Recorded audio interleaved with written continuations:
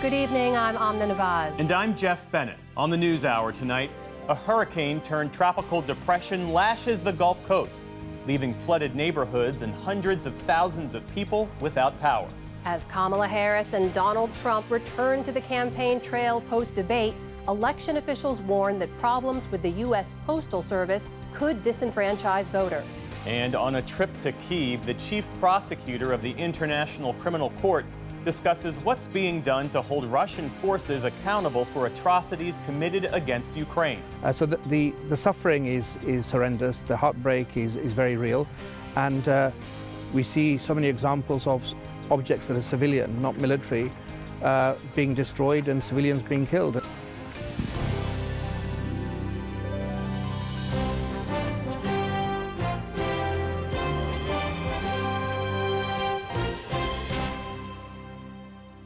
Major funding for the PBS NewsHour has been provided by A law partner rediscovers her grandmother's artistry and creates a trust to keep the craft alive.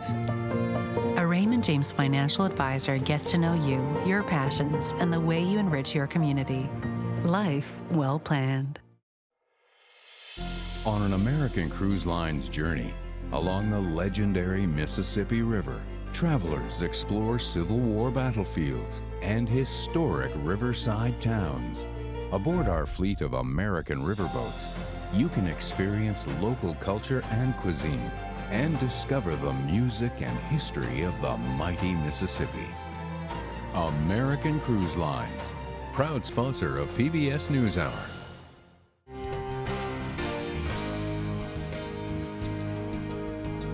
Carnegie Corporation of New York, working to reduce political polarization through philanthropic support for education, democracy, and peace. More information at carnegie.org.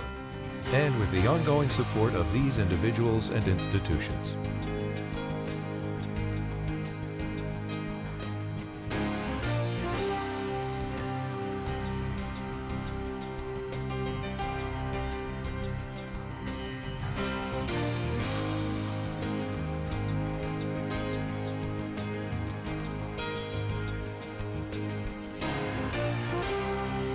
This program was made possible by the Corporation for Public Broadcasting and by contributions to your PBS station from viewers like you. Thank you. Welcome to the NewsHour. The major storm Francine dumped heavy rain along the southeast today after flooding New Orleans and coastal communities throughout Louisiana. Francine peaked as a Category 2 hurricane and knocked out power for hundreds of thousands of people.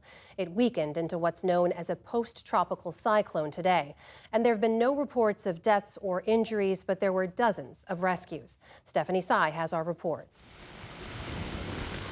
Hurricane Francine crashed into land last night, drenching Louisiana and sending trees down to earth.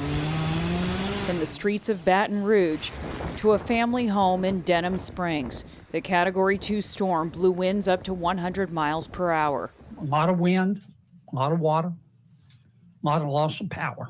Senator John Kennedy appeared alongside Louisiana Governor Jeff Landry as he briefed reporters this afternoon. As we begin this recovery, let us care for those family members and our neighbors, check on them, make sure that they are secure, because that is who we are here in Louisiana. Closer to the Gulf in Houma, Louisiana, flooding blurred the lines between land and sea. In New Orleans, authorities said 52 floodgates were closed to protect against a storm surge. The Federal Emergency Management Agency's leader, Deanne Criswell, was on the ground to inspect the damage. She said the state's flood protection infrastructure paid off. The amount of money invested in resilience has really made a difference, from the power outages to the number of homes saved. In Morgan City, Francine ripped roots from the ground. Governor Landry said at the storm's peak, 450,000 people were without power. At first, it wasn't bad at all. But once the winds pick up and the rain started it got a little rough, especially with two little kids inside. They went to crying, they went to screaming. I was like, oh man. Grab them. Today, residents surveyed the damage and started cleaning up the mess. I'm gonna ride around, see who need help. That's what you kind of doing things like this, help the elder, help the young folks, help anybody out. Francine weakened into a tropical depression as it moved through Mississippi today. It will continue to lose steam as it approaches Arkansas, Missouri, and Tennessee. For the PBS NewsHour, I'm Stephanie Sy.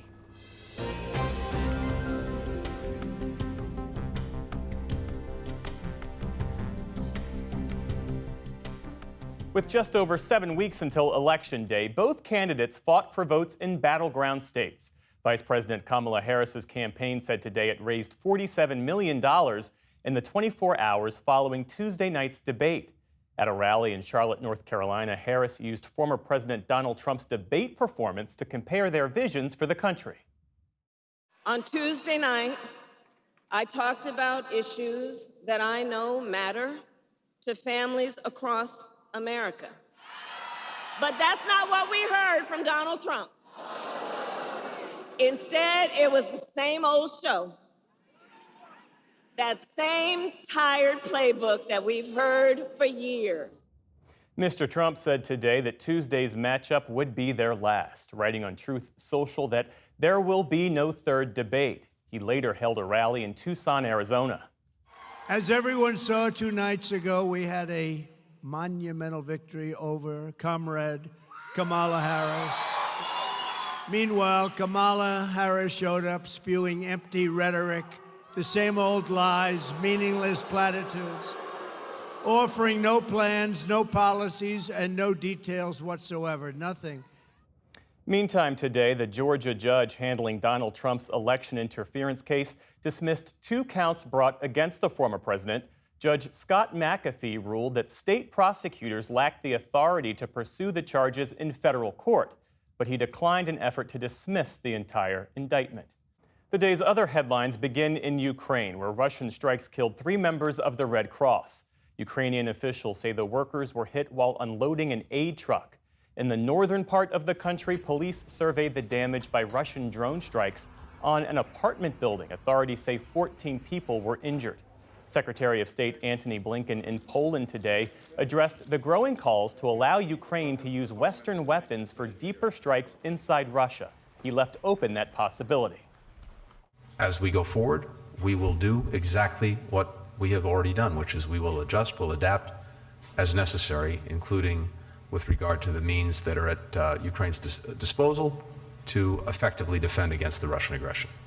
It all comes as Ukrainian President Volodymyr Zelensky says Russia has started a counteroffensive in the Kursk border region, pushing back after Ukraine carried out a surprise incursion last month. Russia said it recaptured 10 settlements today. In North Dakota, a judge has struck down the state's ban on abortion, saying the law was too vague and the state's constitution enshrines the right to access an abortion before a fetus is viable. Although today's ruling makes abortion legal in the state, North Dakota currently has no clinics performing them. The ruling is expected to be appealed. The Biden administration slapped sanctions on 16 allies of Venezuelan President Nicolas Maduro today. They include the head of the country's high court, who reaffirmed Maduro's illegitimate claim of victory in that country's disputed July election, and military leaders, intelligence officials, and government officers who the U.S. says are responsible for intensifying repression through intimidation, indiscriminate detentions, and censorship. Edmundo Gonzalez, who the U.S. says won the election this week, fled into exile after being granted asylum in Spain. In a rare move today, U.S. Attorney General Merrick Garland denounced efforts to politicize the Justice Department with the election less than 2 months away. His remarks before DOJ employees didn't mention any specific cases or names, but they come amid claims from Donald Trump and his allies that the DOJ has been weaponized to keep the former president from being reelected. The work you do every day makes a difference. And the way you do that work makes clear that the public servants of the Department of Justice do not bend to politics and that they will not break under pressure. Garland went on to say that the norms protecting the department from political interference matter now more than ever. And to economic news, there's new Labor Department data showing the job market and inflation are steadily slowing. Jobless claims were up by 2,000 last week to a total of 230,000. That's up from earlier this year, but layoffs remain historically low. Separate numbers indicate that wholesale prices only rose by a fraction of a percent last month. And in what could be a precursor to the Federal Reserve cutting interest rates, the European Central Bank today made its own rate cut of 1/4 point, its second cut of the year.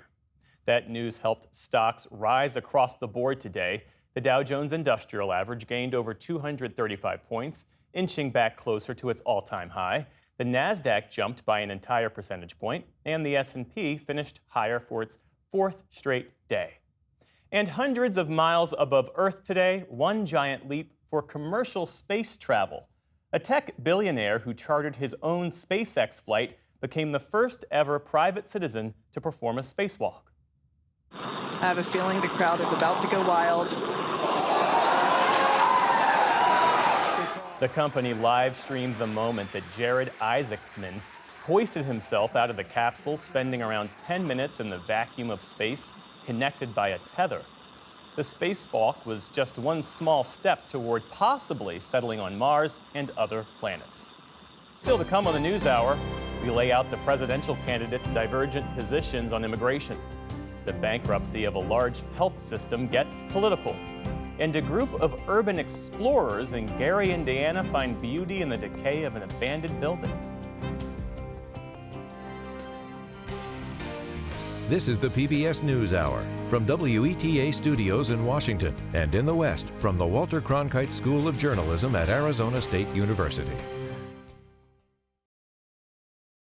In a new letter, election officials from across the country say the U.S. Postmaster General has not addressed persistent mail delivery delays and has not adequately prepared for the general election.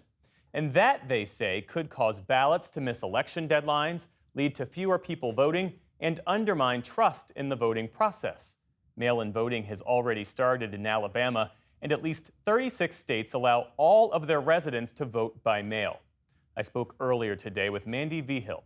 She's elections director for the state of New Mexico and president of the National Association of State Election Directors, one of the groups that issued the letter. And I asked about what election officials see as the lack of understanding and enforcement of Postal Service policies for handling election mail.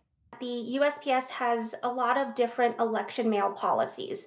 Those policies are in place for good reason. And the unfortunate reality is that we're seeing an inconsistent application of those policies, which could make a difference in the ability to count a ballot or not. So as an example, there's a requirement to postmark ballots.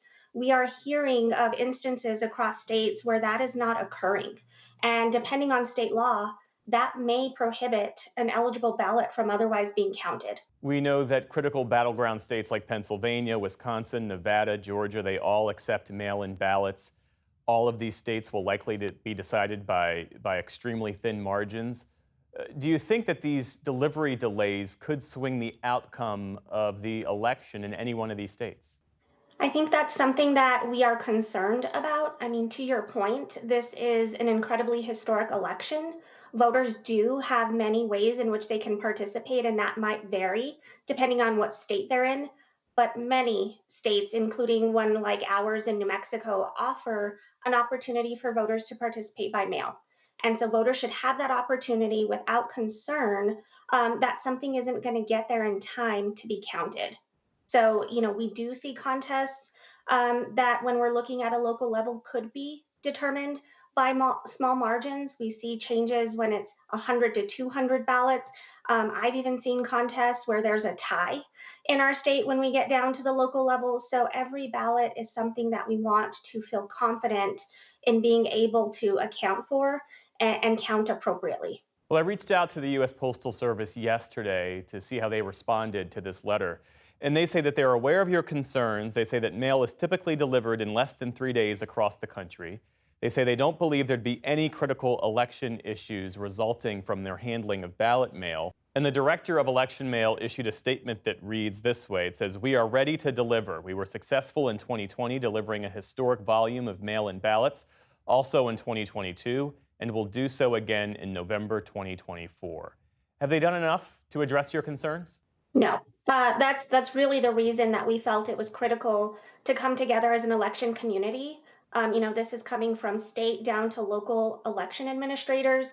So we see these issues across states, across kind of government levels, and we don't see the change that makes us feel confident in their ability to really address what's necessary for election mail. It's not about volume, it's really about reliability and accuracy. So if we look at their busiest time of year where they're able to handle holiday Christmas mail, if a Christmas card gets to your friends and family a little bit beyond the deadline, though it might be a little embarrassing, I think that nobody really is really worried about it in the same way when we apply that to a ballot. So if we are following kind of their standards and expectations of when a voter should receive, and then the timeline in which they should return a ballot, but that's not accurate. We are hearing about ballots coming in, weeks, days. That is critical to being able to count them. Many states, it has to either arrive on election night by 7 p.m., like ours here in New Mexico, or they may have a postmark requirement. So either way, the post office is a critical partner in making sure that all of those items are aligned and that the voters can trust that it's going to get to us timely. If it doesn't, that's really where election officials and voters are the ones left paying the price. The Postmaster General, Louis DeJoy, his history as a Trump supporter, a Trump mega donor, that has raised questions for some about his motives as the Postal Service sees these slowdowns, these delivery delays. Is there any reason to think that these slowdowns are intentional, as some Trump critics have suggested? I don't think that election administrators as a whole see things in a partisan way. We're not elected officials, we're election administrators. So we have seen issues with the post office in the past. I think what we can speak to is the fact that it's certainly something that has increased over the past 12 months. And we certainly don't feel like we're seeing any effort to really make a difference on the pattern across kind of the post office as a whole. Many states may have positive relationships with their state and local or regional support in the post office, but that's really just not enough to be able to see kind of the industry adjustments necessary to change this pattern. Mandy Vigil, president of the National Association of State Election Directors, thanks so much for your time. Thank you.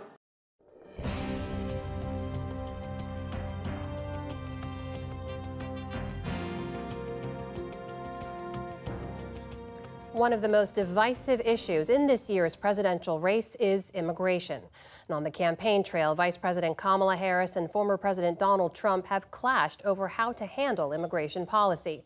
While federal agents reported nearly 2.5 million migrant encounters at the southern border last year, in the last 5 months, crossings have plunged. Our Lisa Desjardins has been covering both candidates' plans. She joins us now. Good to see you, Lisa. Good to see you. Let's start with the border and border security specifically. What do we hear from each campaign in terms of how they would handle this issue?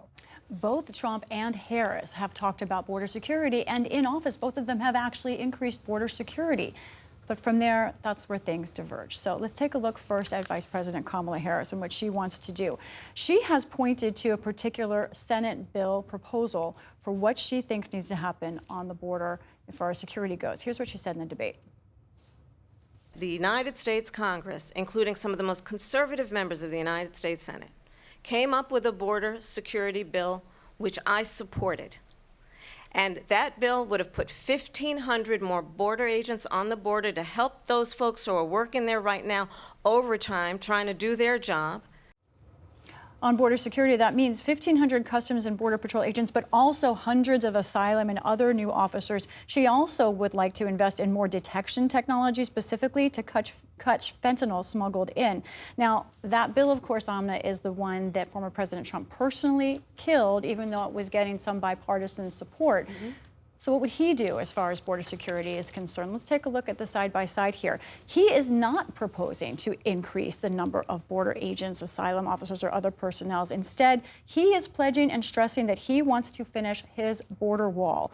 Now, Trump's approach to border security is much more about deportation and deterrence than about the actual physical barriers right now at the border. So tell us more about that. What are we hearing from the candidates in terms of how they want to handle both migrants who are now attempting to cross the border and also the millions who are already here as undocumented immigrants. That's right. Let's, in this case, start now with former President Trump, because this is a central part of what he is saying and a central part of the debate, of course. Former President Trump is centered around the idea of having mass deportations, the largest in history in this country, of millions of undocumented immigrants. He says this would be done by local police, the National Guard, and possibly by active duty military, with the possibility of increasing detention centers to hold these individuals. Now, at the debate, Mr. Trump gave his rationale and raised an unproven, debunked idea that Democrats have caused a border crisis to get votes. This will be one of the greatest mistakes in history for them to allow, and I think they probably did it because they think they're going to get votes, but it's not worth it because they're destroying the fabric of our country by what they've done. There's never been anything done like this at all. They've destroyed the fabric of our country. Now, it is not legal, of course, for non-citizens to vote in this country, and there's no evidence of that happening in large numbers. Republicans say the problem is it's not tracked well enough, but there really is not that evidence. As for mass deportations, it isn't clear exactly how that would work. Trump has indicated that he would have a national dragnet to find undocumented immigrants, perhaps beginning with those who they know are criminals, but how would he find them? It's unclear. I spoke with Jenny Murray of the center-right National Immigration Forum about concerns. It's extremely problematic, and it's problematic to all folks across the country. What we're finding is, over 75% of Americans do not support that type of an approach. Whether you are conservative or progressive, you likely work alongside someone who might be removed. Maria is someone who pays attention to business concerns and say that kind of dragnet could be a problem for the economy, as I think Laura's reported before. Now, this is only one of Donald Trump's ideas that I think it's important to highlight, not his only enforcement push. Now, Trump also wants to narrowly scale back asylum and access to asylum in this country to the degree where it might essentially be closed to most people who seek it. He also would end refugee resettlement in this country. His key advisor, Stephen Miller, says Trump also wants to end DACA. As our viewers and you know, that's the program for those who were brought here as children, sometimes called Dreamers. Trump has gone back and forth on this program, but his key immigration advisor says he wants to end it. So that's the proposals you've pulled together from former President Trump. What about Vice President Harris? What are her plans both for undocumented immigrants and also for asylum? Harris has not issued yet a comprehensive immigration plan, but she has said a lot about what she wants to do. She is opposed to mass deportations, but she has moved to the right otherwise on this issue. In 2019, candidate Harris, running for president, then said she thought it should be decriminalized, that people crossing the border, it should not be a criminal offense, but a civil offense. Now, in the debate just this week, she said instead that it should be an enforced part of law. So let's look at exactly what she says she would do. She says that the border needs to be enforced, that she would make asylum harder, but not as difficult as former President Trump. She also supports refugee resettlement, and she would support a path to citizenship for DACA.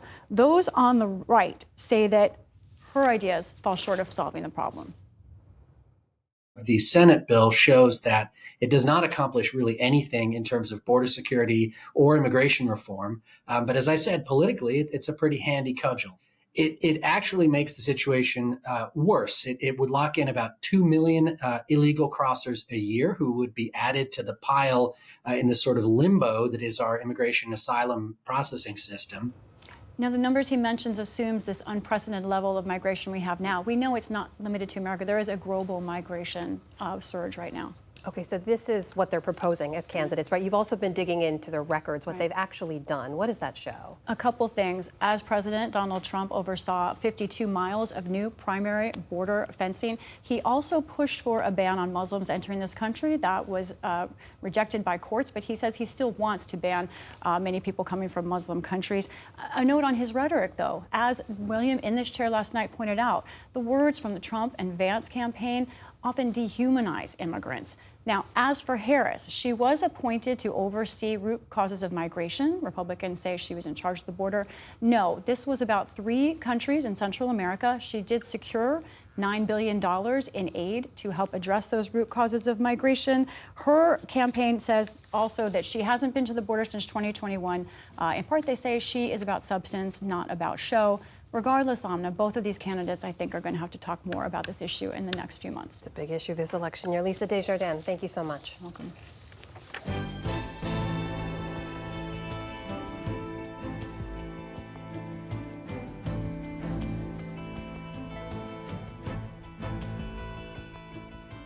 The International Criminal Court at The Hague investigates and, as warranted, tries people charged with the gravest of crimes. These days, its prosecutor is busy focusing on the war in Ukraine and the war between Israel and Hamas. Earlier today, Nick Schifrin spoke with the court's lead prosecutor.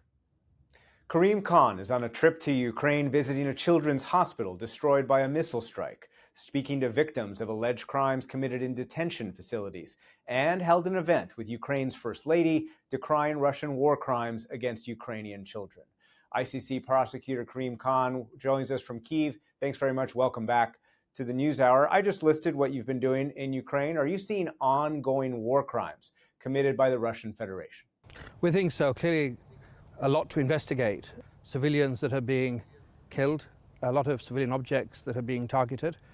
You mentioned in the introduction the visit to the Okhmyt Children's Hospital. And on the 8th of July, a cruise missile from the Russian Federation, an X-101, hit it. The suffering is horrendous. The heartbreak is very real. And we see so many examples of objects that are civilian, not military, being destroyed and civilians being killed. And these are areas why we're here. That attack, of course, is just one of many. Since your first indictment of Vladimir Putin in March 2023, are you planning to amend your indictment to incorporate what appears to be a vast number of ongoing additional war crimes perpetrated in Ukraine, presumably with the authorization of Mr. Putin? Well, investigations are organic. We are going to keep on going as with the determination to investigate the various crimes that seem to have been committed in an ongoing campaign, not only against the Ukrainian military, born from the acts of aggression, but also causing so much loss to innocent civilian life. We're trying to build partnerships so that wherever it is in the world, there's more space for accountability, less space for impunity, and all the levers of justice must be used. Vladimir Putin recently visited Mongolia, a state party to the International Criminal Court, but Mongolia ignored the arrest warrant for Mr. Putin. Do you believe Mongolia obstructed justice? Well, there's a process. The judges are looking into this. The judges have a process to inquire and, if necessary, report any state party for non-cooperation. It's very unfortunate Mongolia didn't execute a judicial order, but this is the first time since warrants were issued that President Putin has put his feet on the territory of a state party to the Rome Statute. I hope it's the exception and not the norm. But experts I speak to say it was almost inevitable that Putin would visit a state party to the ICC. Does Mongolia's decision erode the court's effectiveness? And does it give you pause that you made the indictment public? It doesn't give me pause at all.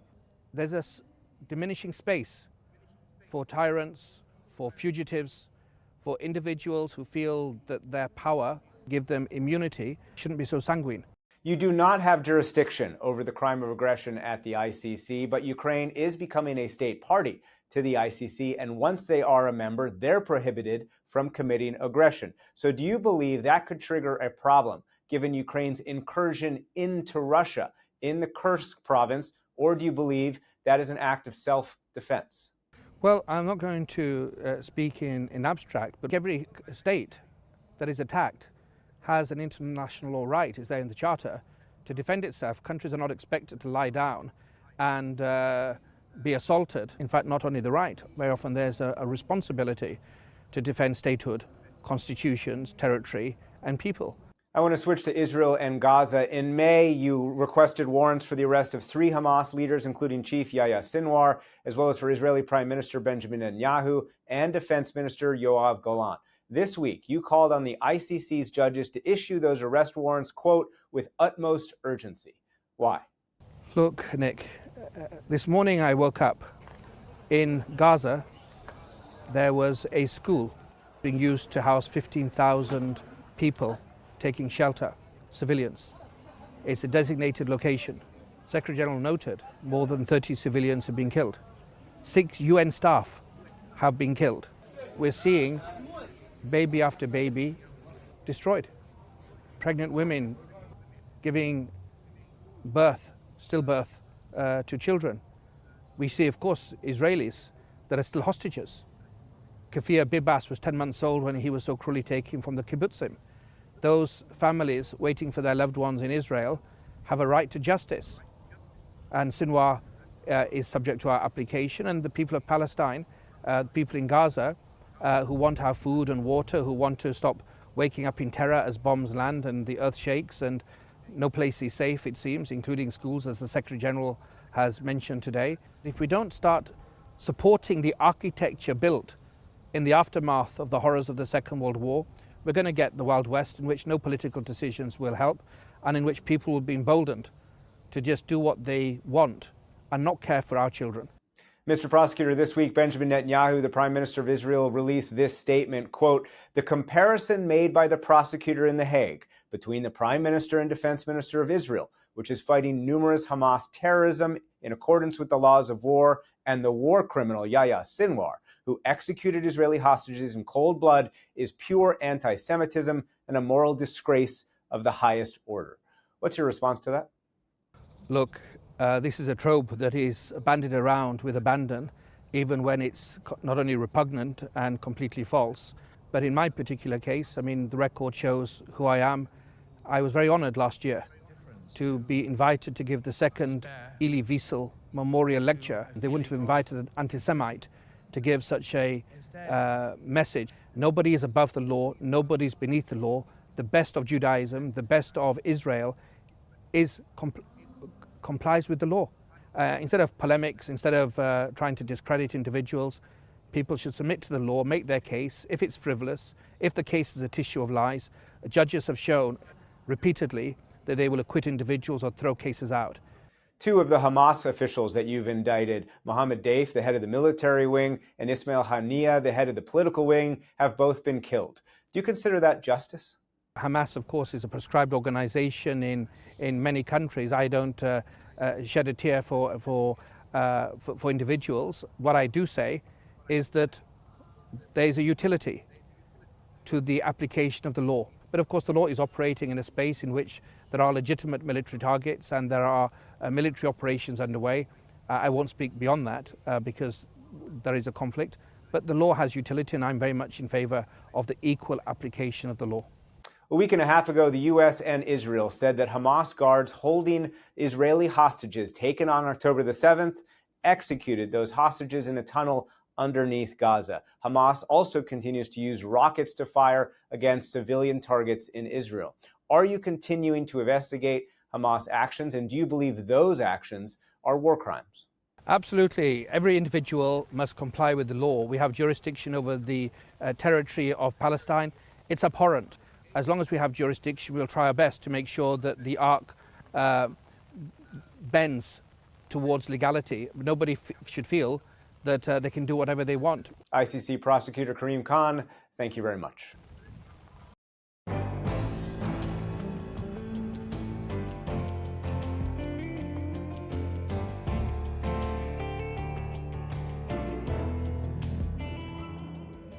The CEO of the nation's largest private for-profit hospital chain is under fire for ignoring a subpoena to testify before the Senate today.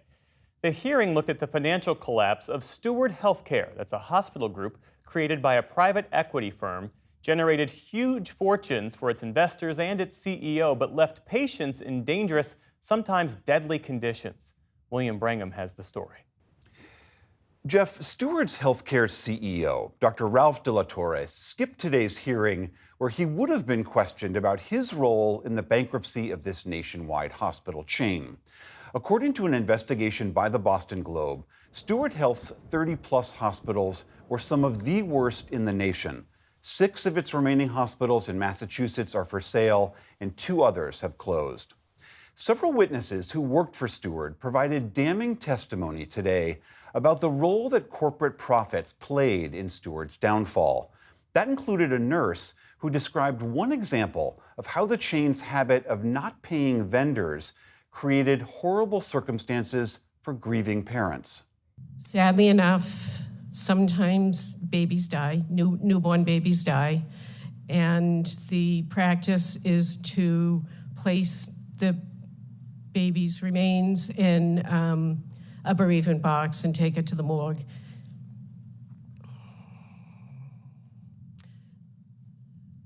Stewart didn't pay the vendor, and there weren't any bereavement boxes. And nurses were forced to put babies' remains in cardboard shipping boxes. For more on the downfall of this hospital chain, I'm joined by Mark Arsenal. He's part of the Boston Globe Spotlight investigative team that did this series. Mark, thank you so much. Just a tremendous investigation that you have done here. Before we get into the details of how patient care suffered at these hospitals, can you sort of explain the sort of basic architecture of Steward Healthcare, how it was started? What is it? Yeah, Steward Healthcare was founded in Boston in 2010 when a private equity firm known as Cerberus Capital Management bought 6 hospitals, struggling community hospitals from the Boston Catholic Archdiocese. Stewart then went on quite a buying spree with a real goal to try to get bigger and ended up with more than 40 properties at its peak. It did what we were calling a chain defining deal in 2016 with a real estate investment trust from Alabama, whereby Stewart sold a lot of the property, sort of the land in the buildings under its own hospitals, and then leased them back, which generated a bunch of money for Stewart, more than $1 billion, most of which went to dividends, not into hospital reinvestment, but also straddled these community hospitals with significant rent and lease payments. Your investigation details this remarkable duality where investors get incredibly rich, the CEO has got 2 yachts, while patient care at their hospitals suffer because of incredible stinginess. Can you describe some of what your team calls the human cost of financial neglect? Yeah, absolutely. I mean, I think there were sort of 2 categories where Steward really harmed its hospitals. The one was just the failure to pay for enough staffing. And this is not just nurses, but also doctors and certain specialists. And the other category would be failure to pay for oftentimes routine equipment, supplies, maintenance on machines, and even maintenance on buildings. For example, if you don't have wires for pacemakers, then patients who need that procedure have to have it delayed. If you don't have biopsy needles, as that was one of the shortages that we documented, then certain vital cancer detecting tests are delayed in an area of medicine where early detection is everything. The team found 15 cases in which a person died after receiving care in a Steward hospital that did not meet professionally accepted standards due to a lack of staff or a lack of supplies and equipment. One of the most harrowing stories is a story about a man named Gilberto Melendez Brancasio, who was taken to a Steward hospital when he was having a psychiatric break. Can you tell us a little bit about his experience?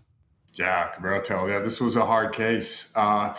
Young guy, 31 years old, beloved uncle, beloved nephew, had some mental health problems that normally would be managed with medication. He didn't always take it because he didn't like how the medication made him feel sometimes.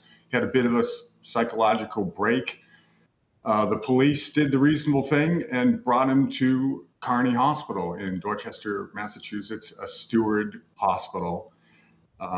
He was restrained in the emergency department, chemically and physically restrained. He was also having some respiratory issues, and the doctors ordered that he not be left alone, that Gilberto needed one-on-one monitoring continuously. Unfortunately, the hospital didn't have the people for one-on-one monitoring, and he was left alone. So when his heart stopped, there was nobody there to help him. There was nobody there to resuscitate him, nobody there to raise an alarm. And 19 hours after he entered a Steward hospital, they wheeled his body to the morgue.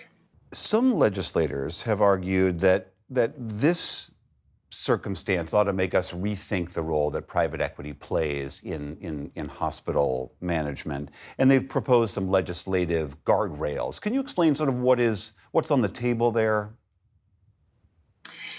Well, I mean, number one, we heard it today in the Senate hearing where people have just asked for just a ban or with certain legislation that would require in private equity hospitals or in all hospitals, sort of minimum staffing requirements, minimum equipment requirements. Just we heard it today before the Senate committee, nurses just saying that we just can't let other hospital chains like Steward leave nurses and doctors shorthanded or without the tools they need to do the jobs. All right, Mark Arsenault of the Boston Globe, a tremendous piece of reporting. Thank you so much for speaking with us. Right on. Thank you, William.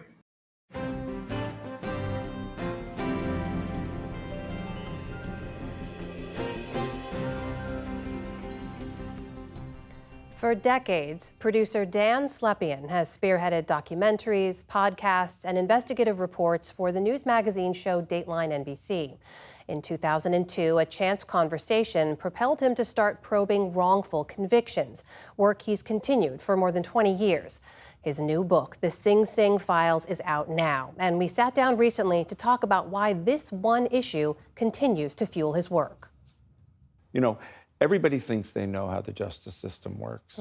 I grew up believing that the justice system worked just the way it should as a kid in Westchester County, middle-class kid. And I had a unique perspective as a Dateline producer. And with that perspective, I was able to see a justice system that I never knew existed, a very dark and ugly underbelly that is really how the system often works. Well, let me ask you about your entry into that world, because there's this one case in particular, sort of infamous New York case called the Palladium murder back in 1990. There was a nightclub bouncer who was shot and killed on Thanksgiving Day. 2 men are convicted and sentenced to 25 years to life for that murder. You called that whole case your window into this world, into the dark side of the justice system. Why? It was my baptism. I was out to dinner one night with a detective who I was shadowing a couple of weeks into our project, and I said, "You must bring this job home with you, everything you see." And he says, "I really don't, except this one case has been bothering me." I'm like, "What's that about?" And he said that he knew that these 2 men, David Lemus and Almeida Hidalgo, were innocent of the murder at the Palladium nightclub on Thanksgiving night, 1990. And I said, "How do you know?" Yeah. Just because I know who really committed the crime. And so I ended up investigating that case. I find the real killer. I get him to Rockefeller Center. He basically confesses on tape. The innocent guy spent 15 years in prison. And eventually, after we aired a show back then, the judge overturned the conviction in 2005. And to this day, not only has the Manhattan District Attorney's Office never admitted they were wrong, they retried the innocent guy. So from that perspective, I couldn't believe that people who are guardians of the system, who took an oath to do the right thing, couldn't fix an obvious, tragic miscarriage of justice. And that one case has fueled so many cases you've investigated since then. You tell the stories of many men in this book, but as you acknowledge, there's one man, J.J. Velasquez, who you say is the soul of this book. Why is that? Tell us. He actually shared a wall, a cement wall. He was in the cell next to the guy that I was doing a story about. And so JJ wrote me a letter in 2002, and there was something about JJ's letters that really pulled me in. There was something about his persistence, his eloquence. As a result of your work, years of that kind of work, you get to be there at those moments, like when JJ is released, right? And he walks out of prison and he walks into the arms of his waiting family, his weeping mother.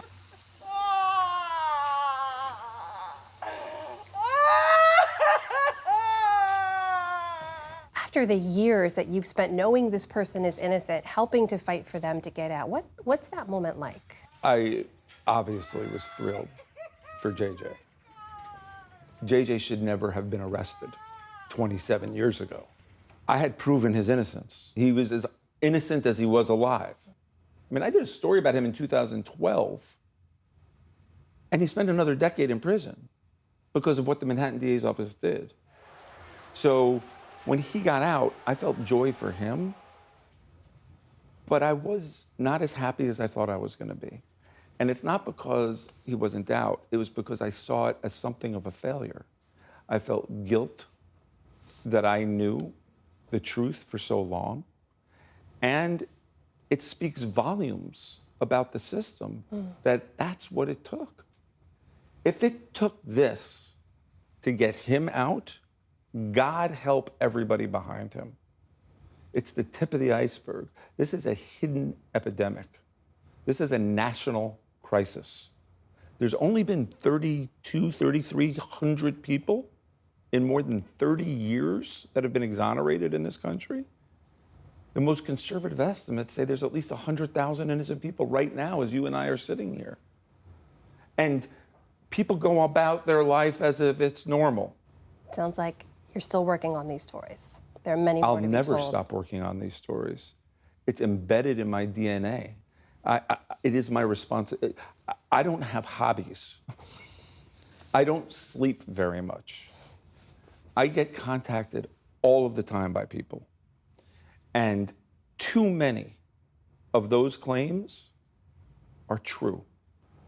The stories you document are so powerful, and I know your work on this continues. The book is The Sing Sing Files: One Journalist, Six Innocent Men, and a 20-Year Fight for Justice. The author is Dan Slepian. Dan, thank you for being here. I so appreciate you having me, Amna. Thank you.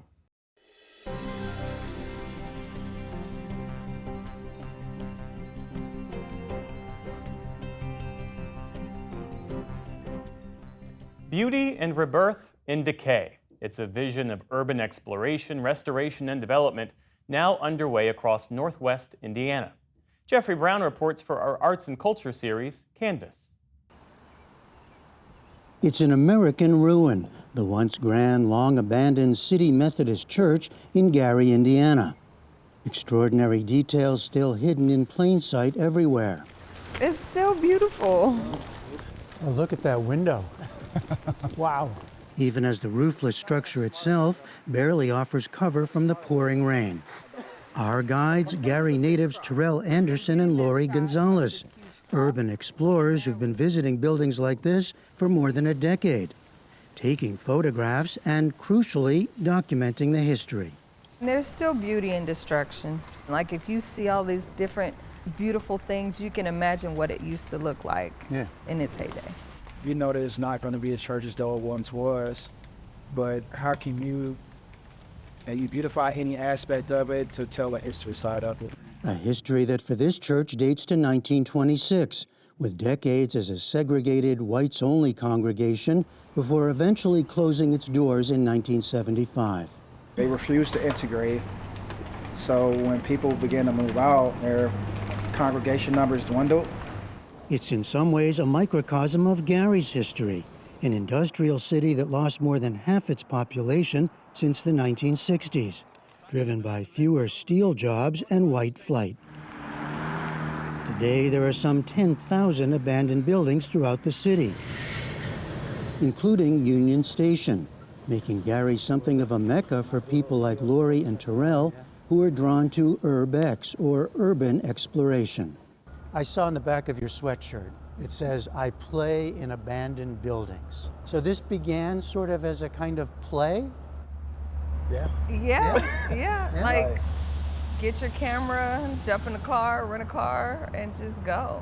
More than a decade ago, Lori and Terrell became the backbone of an informal group that called themselves Decay Devils, traveling to cities like Detroit and far beyond to explore and photograph abandoned structures. It kind of morphed from just buildings because it was like, well, these places kind of have a bad rap. Well, let's go and learn more about the people, and then the cuisine, and then everything else. And it was like, and the history. Oh, these people are like really cool people. And so it actually helped us like kind of pivot from just going to take pictures and eating to okay, tell us how y'all did this and where'd you get the money from and how'd you bring this together? In 2015, Decay Devils became a formal nonprofit, now focused on preserving and even restoring structures in and around Gary. Its first project, this train station, built with steel-reinforced concrete in 1910, just 4 years after the city was founded. The station closed in the early 70s, and after decades of neglect, Decay Devils acquired it in 2018 for just $10. These tunnels actually used to lead to boarding platforms. Yeah. They've spent years volunteering and raising money to get the outside and inside of the station mostly cleared out. When I first saw it cleaned out, I was like, I could do cartwheels. Like, it was so clear from not being able to walk in safely and then seeing it now. It is safe to be in here? No. Not safe. We should be wearing some hard hats.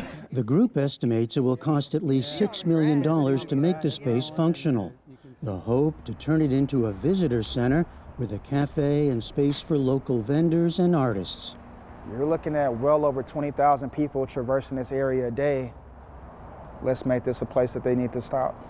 Selling a vision for an abandoned building in a city where the percentage of people in poverty is nearly 3 times higher than the national rate is an uphill battle. This church was designed by a modernist architect. But Eunice Trotter, who heads the Black History Preservation Program of the private nonprofit Indiana Landmarks, says efforts in cities like Gary are crucial. As the buildings are erased, so does the history follow. It becomes less and less known. We sat down with Trotter at St. Augustine's Episcopal Church, a historically black congregation with a meticulously maintained building that's received support from Indiana Landmarks. What you see when you drive around Gary, the many abandoned sites, is the result of disinvestment. Gary is just the best example of the need for Black heritage preservation. Trotter points to another large building in Gary under threat, also with a rich history for the city's black community. Built in 1930 as one of 3 high schools in the state for black students during segregation, Gary Roosevelt High School housed more than 3,000 students at its peak, a hub of Gary's black middle class. But after shrinking enrollment and decades of deferred maintenance, a failing heat system caused pipes to burst in 2019. It's been vacant since then. Here, a very rich culture was built on black excellence and professionalism. And that's what this school really stands for. We actually had a fairly good swim team. Marlon Mitchell graduated from Gary Roosevelt in 1989. He now heads a local economic development corporation that's partnered with Indiana Landmarks to explore other uses for the school. We knew that it wasn't going to be a school anymore. The population couldn't support that. But Roosevelt as a school, as an institution, meant so much to the community that the community should decide what happens to this building. In May, the National Trust for Historic Preservation named Gary Roosevelt one of America's 11 most endangered historic places. This building has much more life left if we breathe into it. We can use some of that space for museum space. We could use some of that space for a hotel, for an event center, for artists, and on and on. That's a site that has many, many more years of life with a little love. And that love is at the tune of $20 million. $20 million, which is a lot of money in a place like Gary, where there are a lot of other needs. There is a lot of money. But we believe that restoring that school will ignite tremendous restoration for Gary.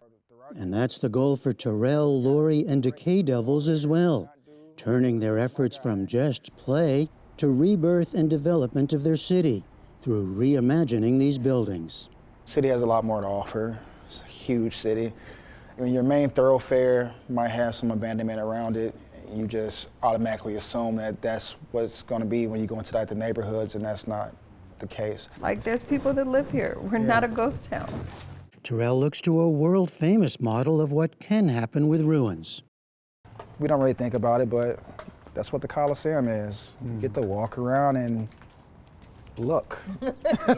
Yeah, it's a ruin. That's it, it's a ruin, but We know that there is an energy here. It's just along the lines of how do you properly monetize it and use it to help other things be developed. It's a grand dream, now a challenge for decay devils and the boosters of Gary's historic buildings. For the PBS NewsHour, I'm Jeffrey Brown inside the ruins of City Methodist Church in Gary, Indiana.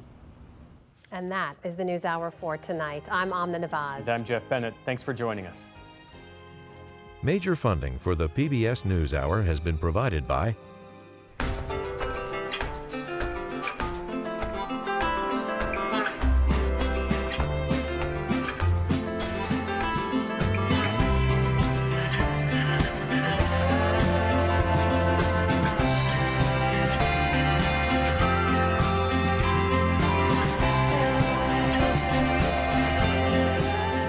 moving our economy for 160 years.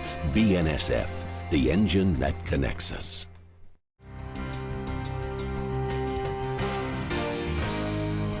the ongoing support of these individuals and institutions, and friends of the NewsHour, including Leonard and Norma Chlorfine, and the Judy and Peter Bloom Kovler Foundation. The Ford Foundation, working with visionaries on the front lines of social change worldwide. And with the ongoing support of these institutions.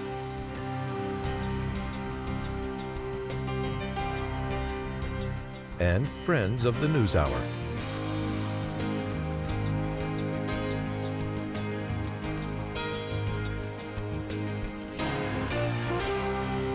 This program was made possible by the Corporation for Public Broadcasting and by contributions to your PBS station from viewers like you.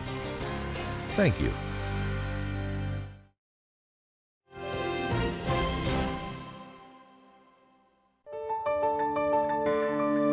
You're watching PBS.